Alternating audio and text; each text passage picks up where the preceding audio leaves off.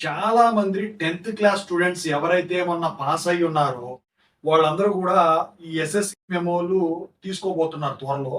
దానికన్నా ముందు వీళ్ళు డిప్లొమాలో జాయిన్ అవ్వటానికి అంటే పాలిటెక్నిక్‌లో జాయిన్ అవ్వటానికి వీళ్ళు పాలిసెట్ ఎగ్జామ్ రాశారు. చాలా మంది క్వాలిఫై అయ్యారు. ఈ పాలిసెట్ ర్యాంక్ కార్డులు డౌన్‌లోడ్ చేసుకున్నారు. సో, ప్రతి ఒక్కళ్ళు కూడా అడిగేది ఏంటంటే, ఇప్పుడు ఈ పాలిసెట్ కౌన్సెలింగ్‌లో ట్రిపుల్ ఈ బ్రాంచ్ తీసుకుంటే ఎలా ఉంటుంది? ట్రిపుల్ ఈ బ్రాంచ్ తీసుకోవటం వల్ల మనకొచ్చే జాబ్స్ ఏంటి? మనకుండే జాబ్స్ ఏంటి? ఒకవేళ ట్రిపుల్ ఈ జాబ్ ఒకవేళ ట్రిపుల్ ఈ బ్రాంచ్ తీసుకొని, ఆ తర్వాత మనకి ఉద్యోగం గనక రాకపోతే ఇప్పుడు చెప్పిన ఉద్యోగాలు ఏవైతే ఉన్నాయో, బీటెక్‌లో బ్రాంచ్ మార్చుకోవచ్చా? సో, అసలు ట్రిపుల్ ఈ బ్రాంచ్‌లో పాస్ అవ్వటం కష్టమా? సబ్జెక్టులు కష్టంగా ఉంటాయంటున్నారు అని చెప్పేసి చాలా మంది స్టూడెంట్స్ ఒక వీడియో చేయమని చెప్పేసి చాలా రోజులైందండి అడిగి. వాళ్ళ కోసమే ఈ వీడియో అయితే నేను చేయటం అయితే జరిగిందనమాట. ముందుగా ఇంతవరకు ఈ ఛానల్ సబ్స్క్రైబ్ చేసుకోని వాళ్ళు ఎవరన్నా ఉంటే సబ్స్క్రైబ్ చేసుకొని, ఈ వీడియోని లైక్ చేసి షేర్ చేయండి. మీకు గనక నాతో మాట్లాడాలనుంటే కాల్ మీ 4 ద్వారా కాల్ చేయండి. ఇక డిప్లొమాలో జాయిన్ అవ్వబోయే స్టూడెంట్స్ 10th క్లాస్ స్టూడెంట్స్ ఎవరైతే ఉన్నారో వాళ్ళకి సంబంధించిన APTG, SB TET Telegram channel మనం ఒకటి ఉంది. డిస్క్రిప్షన్‌లో ఉంది. దాంట్లోకి వెళ్లి జాయిన్ అవ్వండి. ఇక టాపిక్‌లో వెళ్తే ఏంటంటే triple E. Triple E full form ఏంటి? ఇది చాలా మందికి తెలియకుండానే సెలెక్ట్ చేసుకుంటారు. ఎందుకు? గవర్నమెంట్ జాబ్స్ కోసం. అయితే ట్రిపుల్ ఈ ఫుల్ ఫామ్ ఏంటంటే electrical and electronics engineering. So, దీంట్లో ఎలక్ట్రికల్‌కి సంబంధించిన కోర్సు ఉంటుంది. ఎలక్ట్రానిక్స్‌కి సంబంధించిన కోర్సు ఉంటుంది. 2 కలిపితే ట్రిపుల్ ఈ అన్నమాట. సో, ఇందాకే చెప్పుకున్నాంగా మరి జాబ్స్ ఏముంటాయి అంటే, ముందుగా ప్రిఫరెన్స్ ఇచ్చేది students triple E branch join అవ్వటానికి కారణం ఈ గవర్నమెంట్ జాబ్స్ అన్నమాట. సో, ట్రిపుల్ ఈ డిప్లొమా చేసి ఇక్కడ మీరు వీటీపీఎస్‌ల్లోనో లేకపోతే కేటీపీఎస్‌ల్లోనో ఏదైనా గానివ్వండి ప్రభుత్వ రంగ విద్యుత్ శాఖలో ఉద్యోగాలు జూనియర్ క్యాడర్‌లో సాధించవచ్చు. ఓకేనా? సో, గవర్నమెంట్ జాబ్స్ ఏమీ రాలేదు. మరి సాఫ్ట్‌వేర్ సైడ్ వెళ్ళకూడదా ట్రిపుల్ ఈ చేసంటే? ఖచ్చితంగా వెళ్ళొచ్చు. మీకు సంబంధించిన ఈజీ కోర్సులు ఉంటాయండి. అదేంటంటే for example cyber security course. దాని మీద కూడా వెళ్ళొచ్చు. నా స్టూడెంట్స్ చాలా మంది కూడా డిప్లొమా ట్రిపుల్ ఈ చదివి దాంతో ఆపేసి బెంగుళూరులో సైబర్ సెక్యూరిటీ మీద ఇప్పుడు వేలల్లోనే సాలరీ సంపాదిస్తా ఉన్నారు. ఇనీషియల్‌గా 25,000కి జాయిన్ అయ్యారు. ఆ తర్వాత ఇప్పుడు 60,000 వరకు వెళ్ళిపోయింది.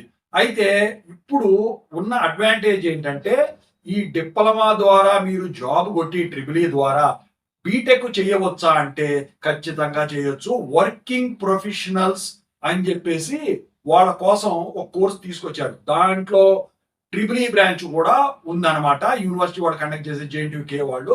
సో, మీరు కాలేజీకి క్లాస్‌కి వినడానికి వెళ్ళవసరలా. మీరు ఎలాగో డిప్లొమాలో ట్రిపుల్ ఈ చేరారంటే మళ్ళీ అవే సబ్జెక్టులు బీటెక్‌లో ఉంటాయి. 1, 2 అడ్వాన్స్డ్‌గా సబ్జెక్టులు పెడతారు. సో, ఇక్కడ చదివిన సిలబస్సే అక్కడ చదువుతారు కాబట్టి మీరు సొంతగా ప్రిపేర్ అయిపోయి మిడ్‌లప్పుడు, ల్యాబ్‌లప్పుడు, ఎండ్ ఎగ్జామ్స్ అప్పుడు మీరు వెళితే సరిపోతుందన్నమాట. Working professionals mode. కాదు ఇప్పుడు బయోమెట్రిక్ గనక ఇంప్లిమెంట్ చేయట్లేదు. రెగ్యులర్‌గా లాటరల్ ఎంట్రీగా మనం కాలేజీకి వెళ్లి అటెండెన్స్ చూపించుకొని ఎగ్జామ్స్ అప్పుడు రాయొచ్చా అంటే అటెండెన్స్, బయోమెట్రిక్, ఫేషియల్ రికగ్నిషన్ ఈ సంవత్సరం గనక లేకపోతే మీ అందరికి ఆ ఫెసిలిటీ కూడా ఉంటుంది. సో, ఇక్కడ వరకు మీకు క్లియర్ అయిపోయిందని చెప్పేసి నేను అనుకుంటా. అయితే ఒకవేళ గవర్నమెంట్ జాబ్స్‌కి రా అప్లై చేసినా రావట్లేదు. ఇక వచ్చేసరికి ఈ సాఫ్ట్‌వేర్ సైడ్ ఇంట్రెస్ట్ లేదు అనుకుంటే, మీరు ఔట్ ఆఫ్ కంట్రీ వెళ్ళాలనుకుంటే గల్ఫ్ కంట్రీస్ సైడ్ వెళితే మీకు మంచి ఉద్యోగాలే ఉంటాయి. ఎలక్ట్రికల్ మీద ఉన్న ఉద్యోగాలు దేని మీద లేదు. మరి డిప్లొమాతో ఆపేస్తే బెటరా? బీటెక్ కూడా చేస్తే బెటరా? ఎంటెక్ కూడా చేస్తే బెటరా? అంటే బీటెక్ వరకు చేస్తే ఏంటంటే మీ క్యాడర్ అనేది పెరుగుతుంది. ఎంటెక్ చేస్తే ఆ క్యాడర్ అనేది ఇంకొంచెం పెరుగుతుంది. నాకు తెలిసి నా సజెషన్ నేను చెప్పొచ్చేది ఏంటంటే మీ అందరికి కూడా బీటెక్ వరకన్నా ఖచ్చితంగా చదవండి. ఎందుకంటే ఒక క్యాడర్ అనేది ఎగ్జిక్యూటివ్ వరకు వస్తారనమాట. ఇక్కడ జూనియర్ అయితే అక్కడ ఎగ్జిక్యూటివ్ వరకు వెళ్ళగలుగుతారు. ఇతర దేశాలకు వెళ్ళినా మీకు శాలరీ అనేది బేసిక్ అనేది పెరుగుతుంది. ఇంకా అడుగుతున్నారు ఏంటంటే ట్రిపుల్ ఈ బ్రాంచ్ కష్టం అంట కదా, పాస్ అవడం కష్టం అంట కదా అంటే సబ్జెక్టులు మ్యాథమెటిక్స్ లేకుండా ఏది ఉండదండి. మ్యాథమెటిక్స్ అన్నానంటే మీరు ఇంటర్లో అది 10th లో మ్యాథ్స్ అదొక్కటి అనుకున్నారు, అది కాదు. అది M1 M2 అని చెప్పేసి ప్రతి డిప్లొమా బ్రాంచ్ లోనూ ఉంటుందండి. మీరు ఇంటర్లో first year maths 1, second year లో మ్యాథ్స్ 2 ఎలా చదువుతారో డిప్లొమాలో ప్రతి బ్రాంచ్ లో కూడా మ్యాథ్స్ సబ్జెక్ట్స్ ఉంటాయి. సో ఆ మ్యాథ్స్ కాదు నేను చెప్పేది, ఆ నేర్చుకున్న మ్యాథమెటిక్స్ బేసిక్స్ మీకు ఇక్కడ ఇంజనీరింగ్ అప్లికేషన్స్ లో ప్రతి బ్రాంచ్ లో కూడా మీరు అప్లై చేయాల్సి ఉంటుంది. ఫర్ ఎగ్జాంపుల్ ఇప్పుడు ట్రిపుల్ ఏ తీసుకున్నాం, ట్రిపుల్ ఈ తీసుకుంటే ఫర్ ఎగ్జాంపుల్ ఒక ఇంటికి లైనింగ్ చేయాలి, దానికి ఎన్ని సాకెట్ పాయింట్లు కావాలి, లెక్కలు ఉంటాయి, rules.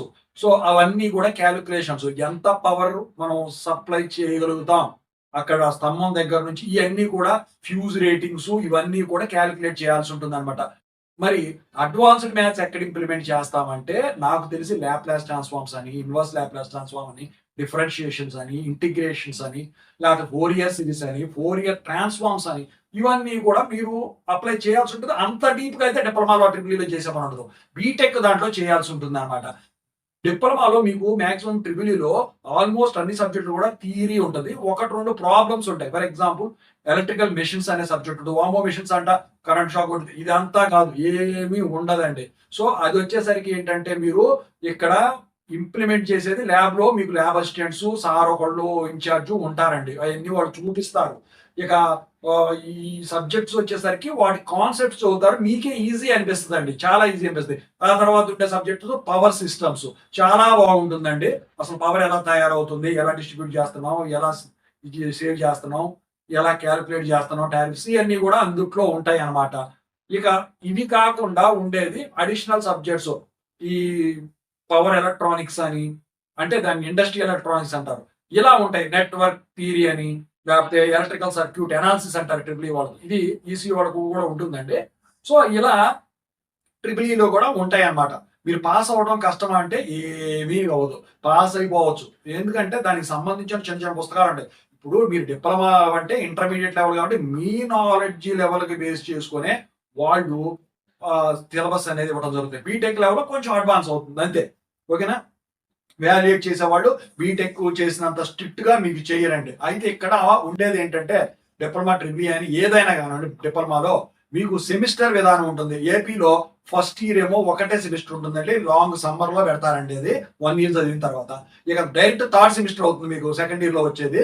Third semester, 4th semester, 5th semester, 6th semester, మొత్తం 3 years ఒక సెమిస్టర్ వచ్చేసరికి 6 సెమిస్టర్స్, అంటే 5 సెమిస్టర్లే 6 నెంబర్ కింద వస్తుంది. 2వ నెంబర్ మిస్ అయిందంటే ఫస్ట్ ఇయర్ ఒకటే చదువుతారు కాబట్టి. అయితే ఇందులో ఒక సెమిస్టర్ మాత్రం కంప్లీట్ ఇంటర్న్షిప్ ఉంటుంది, మాక్సిమం సబ్జెక్టులు ఉంటాయి, లేకపోతే లేదు మీ రెగ్యులేషన్ బట్టి. రెగ్యులేషన్ అంటే సి తో వస్తుంది అన్నమాట, పిన్ అంటారు దాన్ని. C16, C20, C23 నడుస్తా ఉంది ఇప్పుడు. మరి మీకు ఇస్తారేమో C26 చూడాలి, అందులో రూల్స్ ఉంటాయి. అది వచ్చిన తర్వాత మనం పెట్టుకోవచ్చు, మాట్లాడుకోవచ్చు. ఓవరాల్ గా అయితే ఇదండి ప్రస్తుతానికి ట్రిపుల్ ఈ బ్రాంచ్ ఎలా ఉంటుందంటే మీరు ఎటైనా వెళ్ళొచ్చు. ఇంకా మీకు డిప్లొమాలో కష్టమైంది అనుకుంటే మీరు బీటెక్ లో సిఎస్సి సైడ్ షిఫ్ట్ అయిపోవచ్చు, ఆ బ్రాంచ్ తీసుకునేదానికి ఉంటుంది. ఓవరాల్ గా ఇదండి.